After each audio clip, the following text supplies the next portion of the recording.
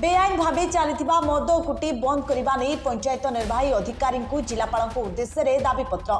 बेआईन भाव दिन को दिन देशी मद विदेशी मद कारबार बढ़ी बढ़ी चली विरोध कर आज जिलापाल उद्देश्य पंचायत कार्यनिर्वाही अधिकारी जरिए दाबीपत्र प्रदान कले महिला। एभली एक घटना देखा मिली कलाहांडी जिला एम रामपुर थाना अंतर्गत आदिवासी अध्युषित दुर्गम पहाड़िया माओ प्रवण अंचल मोहनगिरी पंचायत विभिन्न गाँव में बेआईन भाव देशी मद कुटी गाँ पड़ा साही मानक कारबार वृद्धि होबार लगी। फल स्कूल कॉलेज को जाऊा छात्र छात्री और रास्तार जाऊा महिला और साधारण जनता सुरक्षित मणुना।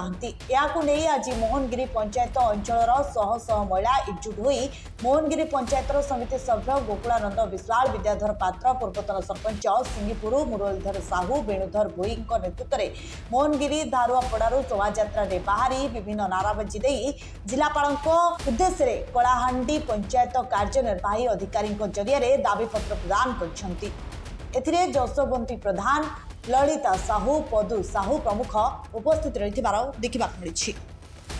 ब्यूरो रिपोर्ट फोकस पश्चिम ओडिशा।